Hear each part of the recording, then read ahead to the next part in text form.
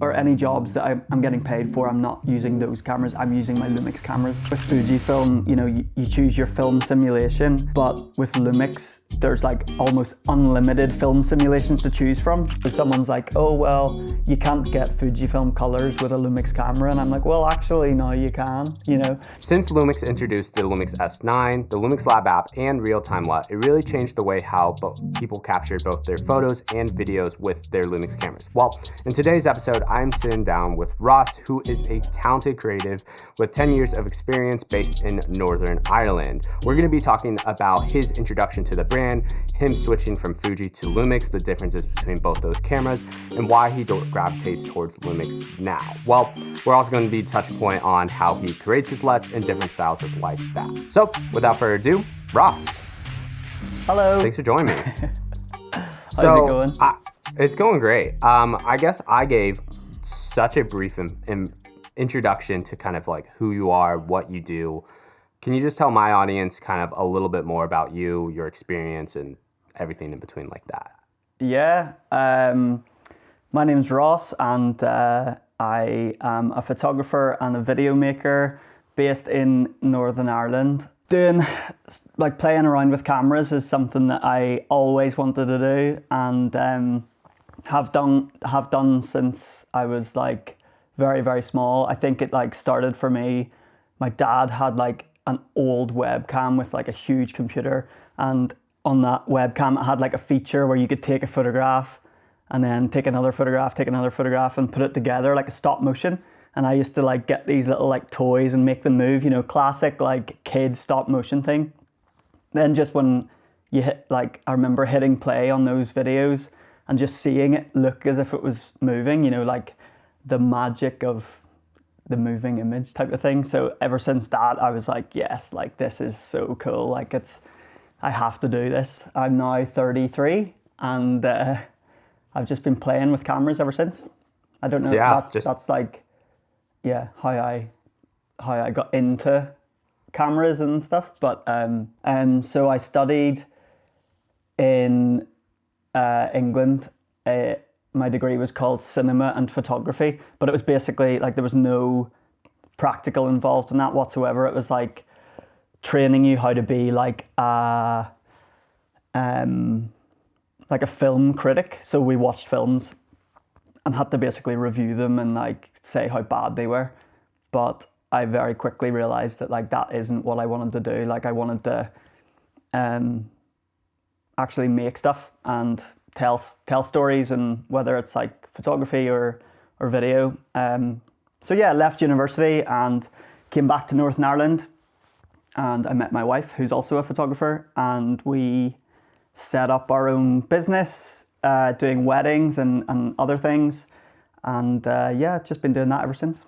I definitely remember as a kid, I also did that exact same thing, like with Legos and like a little, my dad had an iPad at the time, so like I downloaded an app on it and like was watching everything move. And I remember doing all of this exact same things. I haven't thought about that in such a long time too. So I have a couple warm-up questions before we get kind of into the juice of this entire topic.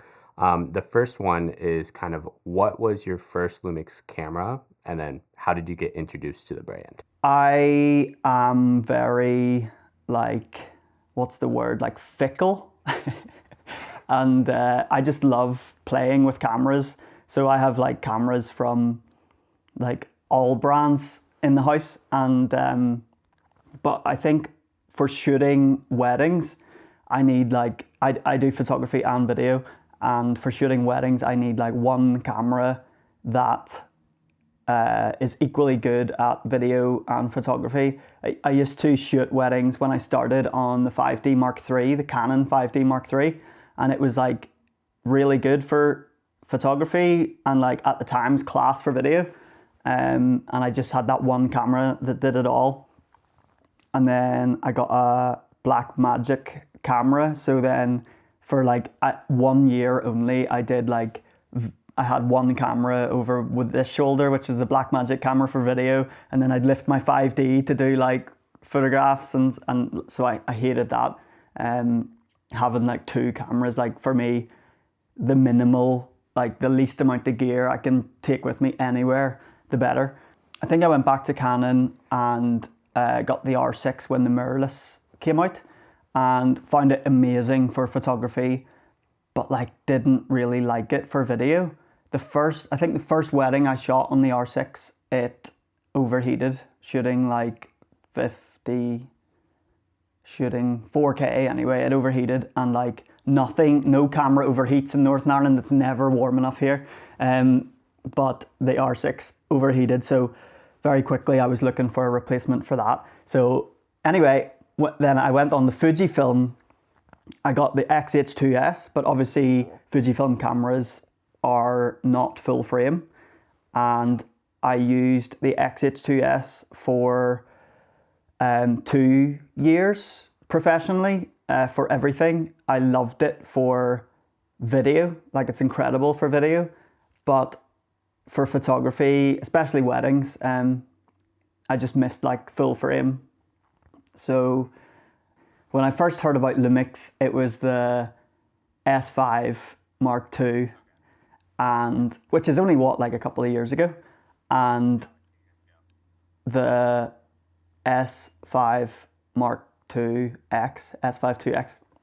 Yeah, so I got the S5 IIX not for the extra features, only because it was fully painted black, which I love. It's so shallow, but like the all black S5 IIX is just, it's just so nice. So I bought that camera, used it professionally, and like from the first time I took it out, I was like, this is the one for now anyway, you know. Full frame, brilliant at video, brilliant at taking photographs.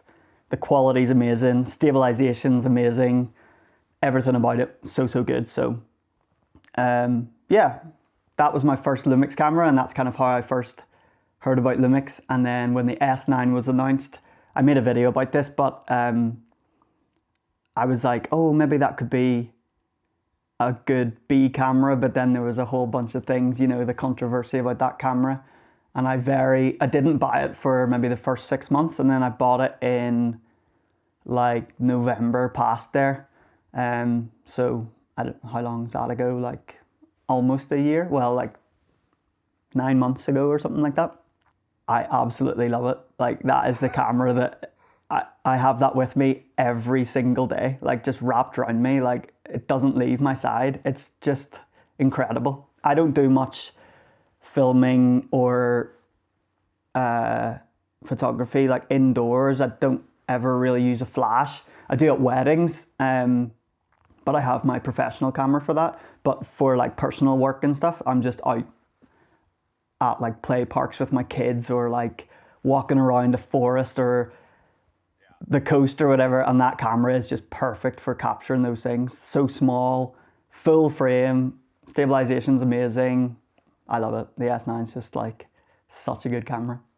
The S9, I would say, is definitely one of the underrated cameras for sure. It's one of those cameras that you think you wouldn't like it until you use it, and you're like, oh, Yeah. this is sick. I think this is so sick. That makes me like it even more, the fact that other people don't like it. Do you know what I mean? Because it's like the underdog type of thing. yeah, I'm like, people are like, oh, that I would never buy that camera because this, that, and the other. It's like, well, check out what I can make with it type of thing, you know? Like, I think it's so good. Yeah. So I guess now the next like follow-up question is, what is your current like favorite camera combo setup right now? Yeah, so I was lucky enough to be invited out to Lisbon in Portugal by Lumix to test out the S1 Mark II, and they give me that camera. So that's replaced the S5 IIX for me. So professionally, I say professionally, I mean like weddings or any bigger jobs that require two cameras, I'll use the S1 Mark II. But for everything else, it's the S9. I still have loads of other cameras that I shoot with as well, but like, yeah, that's my two like work cameras, even though the S9 is like an everyday camera as well. But I don't take any Fujifilm cameras or Canon cameras, or like I don't ever shoot film. Like I don't get paid for it. or any jobs that I'm getting paid for, I'm not using those cameras. I'm using my Lumix cameras, if that makes sense. Yeah, that's a great quote right there. So I guess that's also a great segue kind of to the topic of today's episode, talking about how you've shot and have a ton of videos on your channel about shooting on Fuji. One of your best performing videos on your channel is still about Fuji recipes. I'd love to hear kind of your thoughts is what is the difference between a Fuji recipe versus Lumix LUTs? The word I always use with Fujifilm is restricted, because you're restricted with Fujifilm recipes with the amount of things that you can change. You know, you have to select a base film simulation, and then you can change the contrast and the saturation and the white balance within that. But with Lumix, it's similar, but because you can load LUTs into those cameras, like the possibilities with designing LUTs is endless.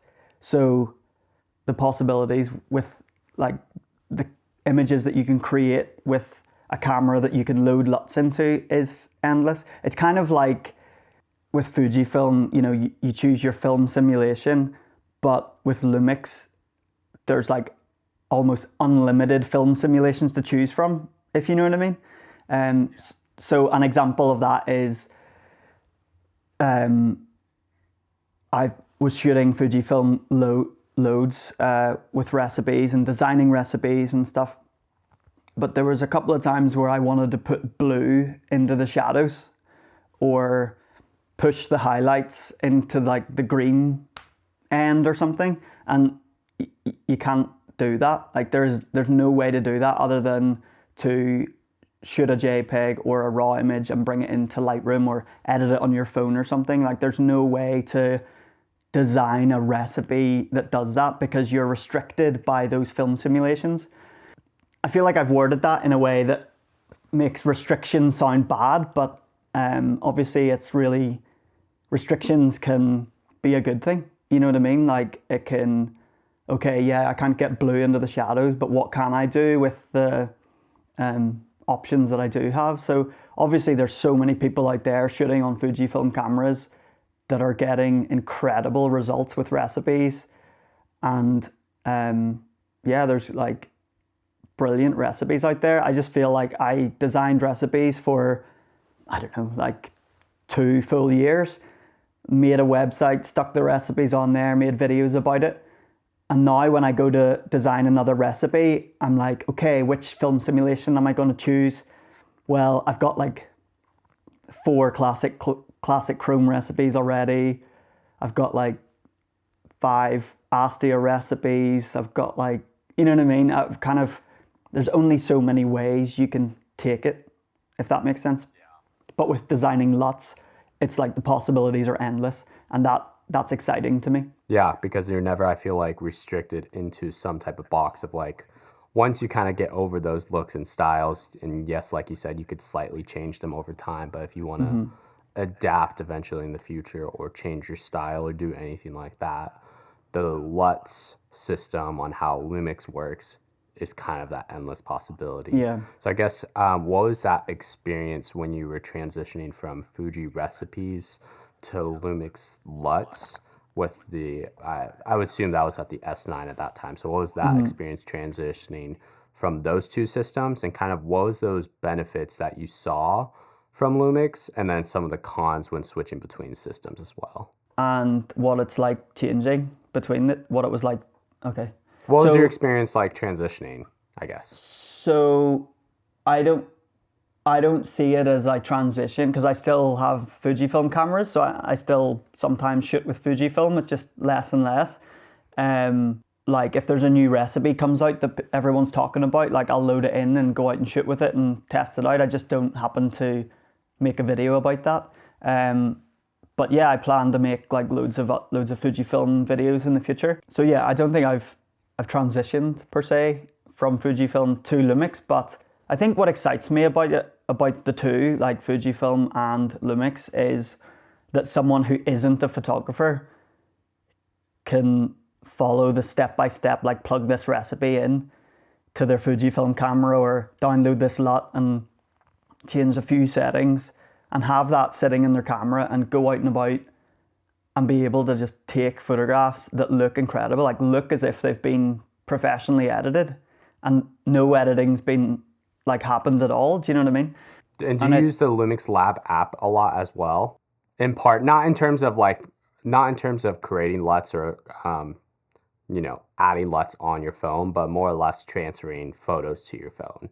Yeah, sometimes it's kind of not really, honestly it changes like every day, it's like something different, but mostly I would shoot JPEG and RAW with my Lumix cameras and then bring them onto my computer and then back them up and do something with them there, fire them onto Dropbox or whatever, and then download them from there onto my phone. But what I've been using actually to only in the past couple of months is raw processing on my Lumix S9. Have you used that? Yeah, I've used that feature a lot. Yeah. I've talked about it on my original S9 video because I think it's a sleeper feature. Yeah, for sure. Lumix cameras. I'm like, the ideal for me is like, I'm thinking if I could like shoot a whole wedding and then have my wedding LUT or whatever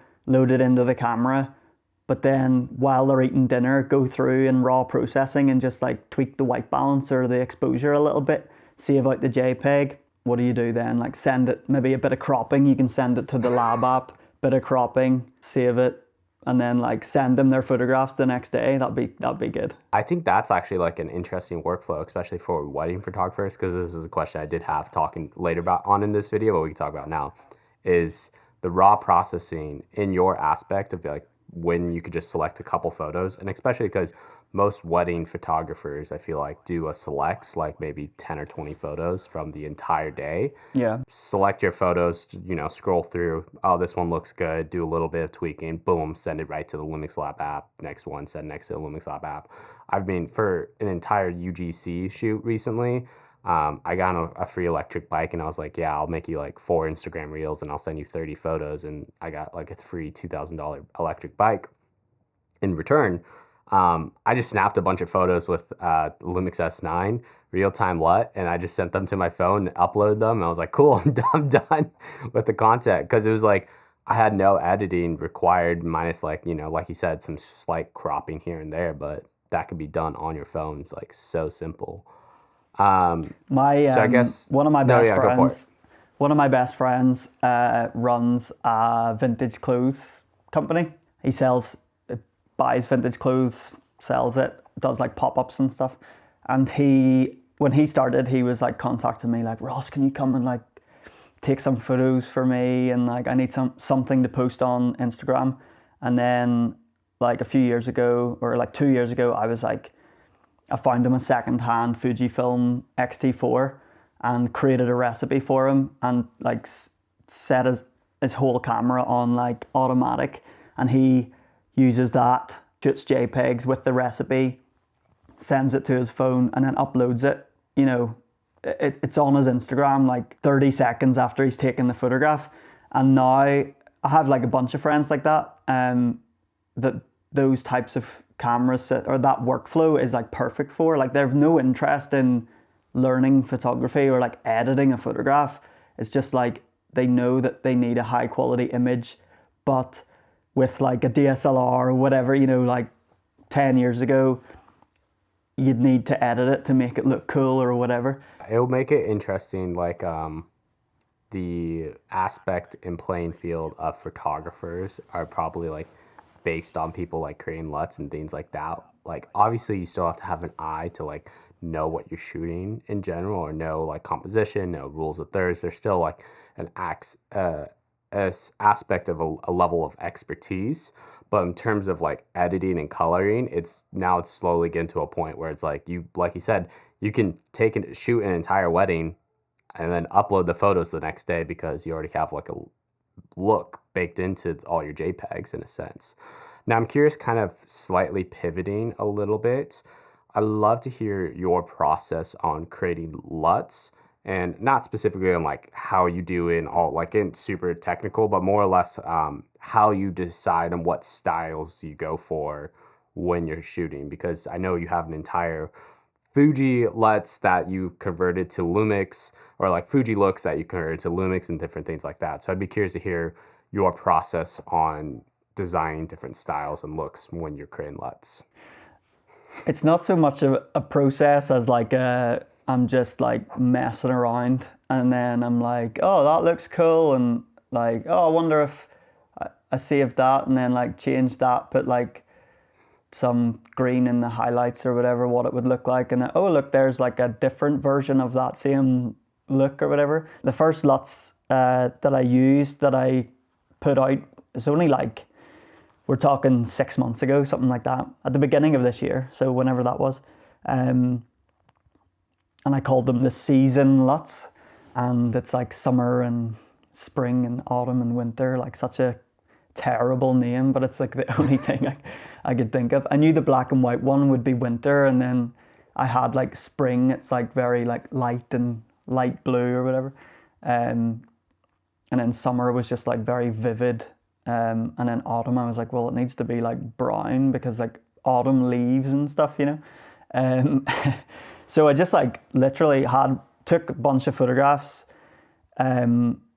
with just like JPEGs, with like one with the natural photo style, one with landscape, one with portrait, one with whatever, and brought them in and just edited them in Lightroom, and then saved that out as a LUT, and then loaded it into the camera and went out and like shot with it and was like, oh, no, that's a bit too, you know, and then brought them back in and tweaked it again and put it back in the camera, and the next day went out again with the LUT. Like such a, I don't know if that's the correct process. Like I actually have no idea what I'm doing is the answer. There's no process. It's just like play around and trial and error. Exactly.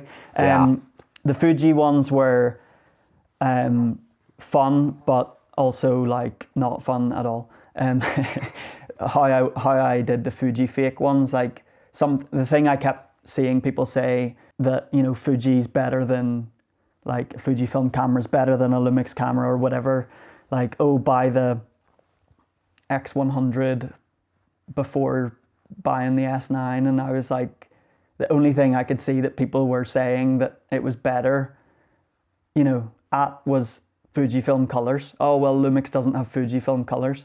So I was like, right, well, you can import LUTs into your Lumix cameras. So someone needs to design a LUT that emulates classic Chrome, or the film simulations from Fujifilm, you know. So if I could design a LUT that turned my Lumix camera into a Fujifilm camera, it's like there's no argument left of like what someone should buy. You know, like that argument's gone. So someone's like, oh, well, you can't get Fujifilm colors with a Lumix camera. And I'm like, well, actually, no, you can, you know. That was the idea anyway. I got it close. I don't think I got it, like, it's not spot on. Like, I'm not I don't know what someone, like a color engineer or whatever. Right. But how I made those LUTs was literally like S9 in one hand, X-T4 in the other, shutter speed, aperture, white balance, all exactly the same. Go around and shoot like, okay, a photo of that car, a photo of that car, a photo of that like graffiti, a photo of that graffiti, and then pulled them up side by side and like saw like, okay, that color of red, slightly change it, make it darker, like in the HSL of the Lumix file, and then saved that as a LUT and brought it back in and went out the next day, same thing, you know, back and forward like 10 times until I was like, okay, it looks similar enough to kind of pass as like Fujifilm colors. Technical error, everyone who's watching. So jumping back into this conversation, you know, your process of creating LUTs, you're using Lightroom, you're comparing them, trial and error. I feel like I do the exact same thing with my own looks and styles and different things like that.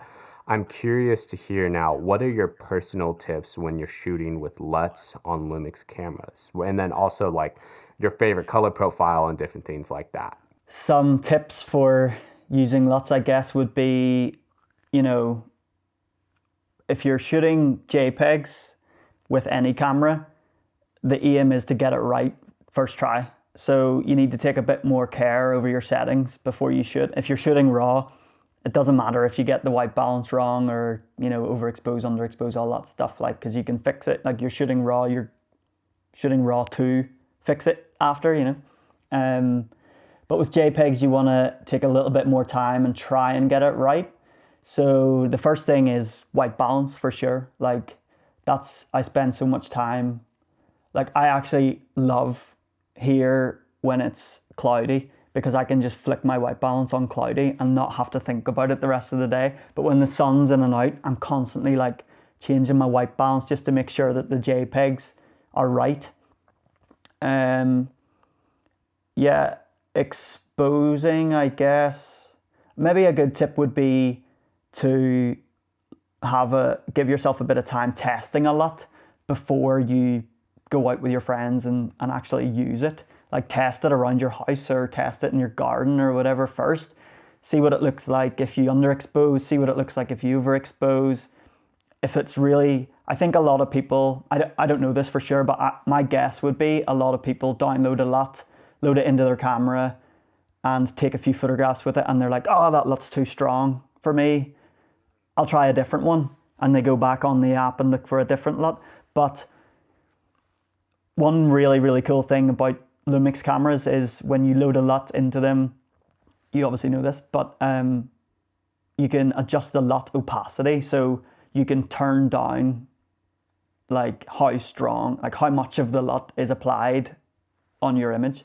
And I purposefully make my LUTs really, really strong on purpose, because I'm like, people can turn them down, but they can't turn them up, sort of thing.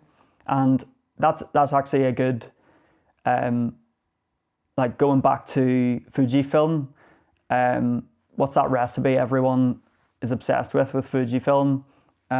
Classic Cuban negative. It's so nice. Like, it's a lovely, lovely recipe. It looks amazing if you live in like a hot, sunny country, but I've shot with it and it's just, I found the look just too strong. And on a Fujifilm camera, there's no way to like, I just love to turn that recipe down to like 70% or 80%, like you can on a Lumix camera. So yeah, that's another tip too. If you think the LUT's too strong, you can turn it down in your camera. And I think for practical sense, for anyone curious on how to, if you just got a Lumix S9, there's obviously the LUT button, which you can switch between LUTs, and based on the color profile, it'll change the settings for you. Personally speaking, I use the custom photo profile, so I can change my color profile, I can change my grain settings, you can change your color noise, you can change your tints, your contrast, you can change your opacity, or if you want two LUTs. I think custom color profiles is more overpowered than just turning on and off a LUT, because you have a lot more control with the photo in general. 100%. Is that how you shoot as well with custom color profile? Yeah, I don't use what's the LUT button called, like real-time LUT or something? Yes, it's just, it pulls the LUT up and it shoots it at 100%. Like, I don't ever use that. I changed my LUT button to my be photo style. Yeah, that's why I changed my LUT button to be as my photo style and be able to switch between photo styles. And then I'll just change the LUT on my photo style and go from there. Okay, right, yeah. I have like 10 my photo styles saved. Kind of like you would with a Fujifilm camera. It's like your recipes in there. I just have like 10 my photo styles all like set. Like some that I'm like, oh, I really like I just put one out there last week. I think it went on the Lumix Lab app called Bon Boa, and I like the highlights of it down at like minus 2.5 or something like that. So I have that saved as a my photo style. It's just, it saves the highlights setting at what I like it to be. Right. And I think also, like we were talking about a little bit earlier, I think shooting in RAW/JPEG, even if you have no purpose, like I personally don't use the RAWs because I don't edit photos that often, but being able to use shooting RAW/JPEG and then going back before you send it to your phone or before you upload to computer go back, look at your photos on your camera and be like, oh, I should probably tweak this one photo's white balance. Using raw processing is such a powerful feature to change your JPEGs just a little bit, or change the looks, change the LUTs, change completely the different style to tweak it to be completely different. Absolutely, Huge, massive game It's changer. it's like a tool that you can use to, like edit, like kind of edit or tweak your, like the raw file to get a different look. But it's also a really, really good tool to use to like just practice with your LUTs and see what LUTs look good at different strengths and different white balances. Just what you said there. Like, I think that, that's a really good tip actually. Well done. Great tip. It would be great to see raw processing on the LUMIX Lab app. So being able to send your JPEG and RAW over just to the app, not to your photos folder, and then being able to control it on a phone over controlling on a camera, I feel like would be a little bit easier. But besides that, I have one more kind of follow-up question before we kind of land today's episode. But where can people check you out and where you want to send all the lovely people listening today? Everything, if you just type in Rawson as JPEGs, that pulls up everything, like Instagram and YouTube. And I have a website as well with some free stuff on there for you to download and recipes and all that jazz. So last question, kind of we touched a little bit earlier, was you creating LUTs, different styles. What is future plans for your channel, and then also future, different LUTs that you are currently working on for that you are hoping to release soon? I don't have plans for my YouTube channel because I do not see myself as a YouTuber. How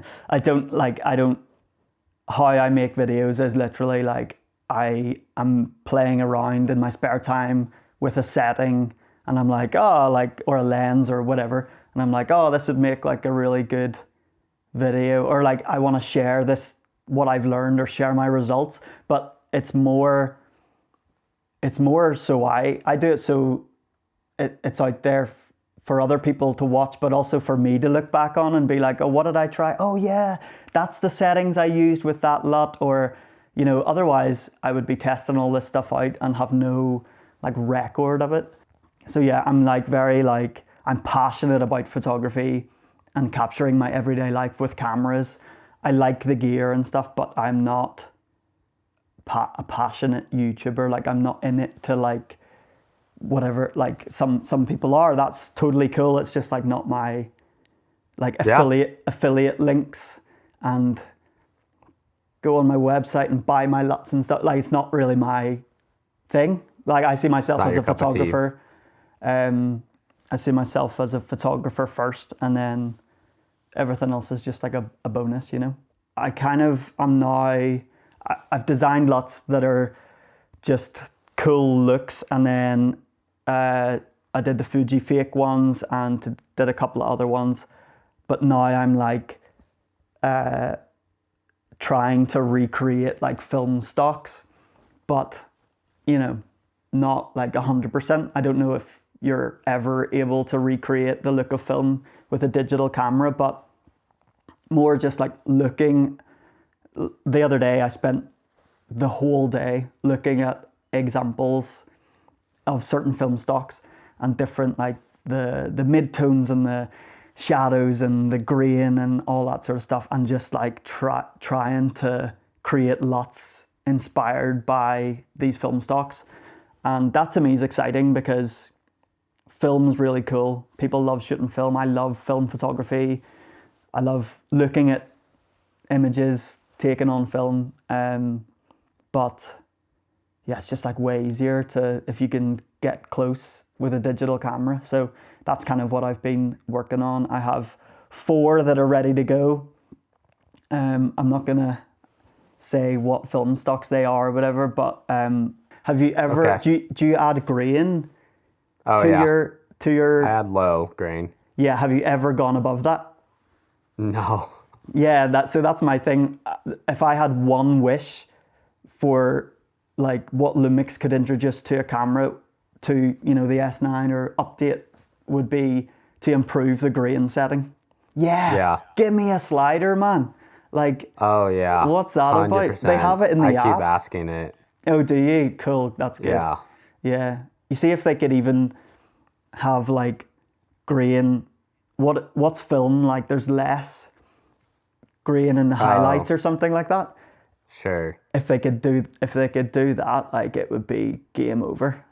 Yeah, I was like, I thought about that exact thing where I'm like, all right, you guys like, because I mean, I was in a group where we're like, what do you want to like, why don't you use real-time LUT? I'm like, because there's no opacity slider.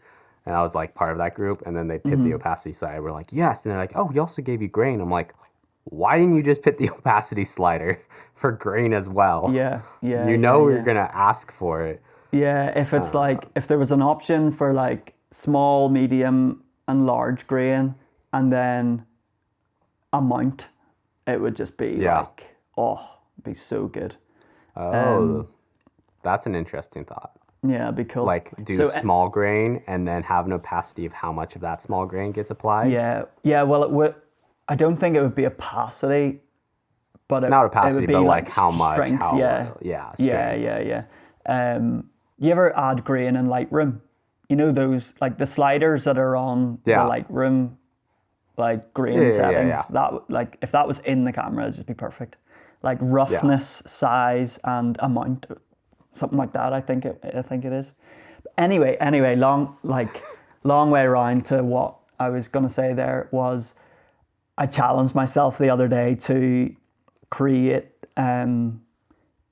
LUTs that would use the high grain settings, the highest grain setting.